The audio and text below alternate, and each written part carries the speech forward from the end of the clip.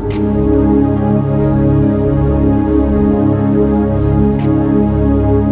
ప్రభువును మన రక్షకుడు అయిన యేసుక్రీస్తు నామమున అందరికీ వందనాలండి.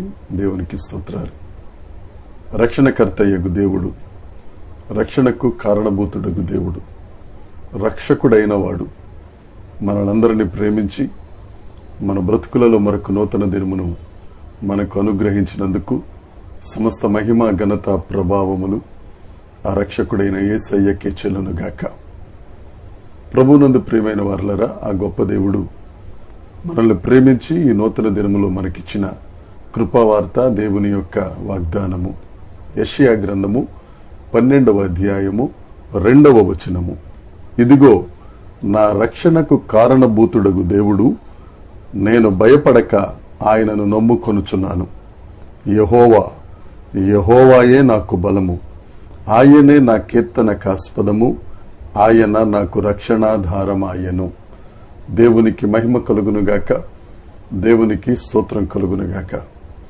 ప్రభునందు ప్రియమైన సహోదరి సహోదరులారా, మన రక్షణకర్త అయిన దేవుడు శత్రువుల భయము నుండి మనల్ని రక్షించి మనము నిర్భయముగా జీవిత కాలమంతయు బ్రతుకుటకు కృప చూపుతున్న రక్షణకు ఆధారమైన దేవుడు మనతో ఈ దినాన వాగ్దానం చేస్తున్నాడు.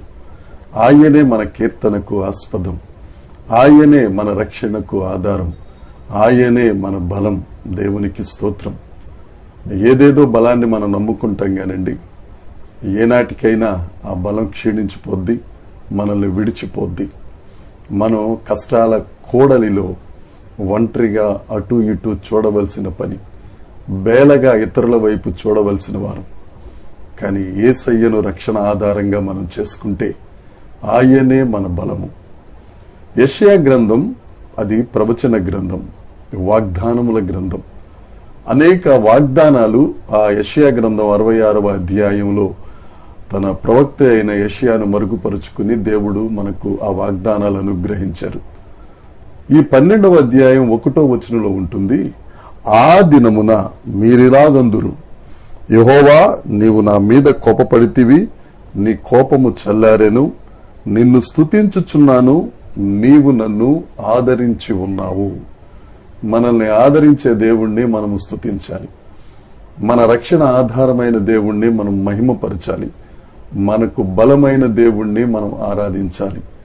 ఎందుకు ఆ దినమున అనే మాట అక్కడ వచ్చిందనంటే, 11వ అధ్యాయాన్ని గనక మనం చదవగలిగితే ఆ అధ్యాయంలో ఉంటుంది, ఇశ్రాయేలీలను అష్షూరీయులు చెరకు తీసుకెళ్లిపోయిన తరువాత దేవుడు వారికి రక్షణకర్తయ్యి వారి మీద కోపమును చల్లార్చుకొని వారిని ఆదరించి మరలా ఇజ్రాయేలునకు నేను మిమ్మల్ని తీసుకొస్తాను. ఎలా అంటే, ఐగుప్తు దేశంలో 430 సంవత్సరాలు వారు బానిసలుగా ఉన్నప్పుడు దేవుడు తన బాహుబలము చేత, దేవుడు తన శక్తి చేత, దేవుడు తన దక్షిణ హస్తము చేత వారిని ఒక తండ్రి వలె భుజముల మీద మోయుచు బయటకు తీసుకొచ్చి వాగ్దాన భూమికి చేర్చినట్లు, ఆ విధంగా అష్షూరు చెర నుండి ఇజ్రాయేలీలను ఇజ్రాయేలు దేశానికి తీసుకొచ్చినప్పుడు వారంటారు, నేను మిమ్మల్ని స్తుతిస్తానయ్యా, నీవే మా రక్షణకు ఆధారం తండ్రి,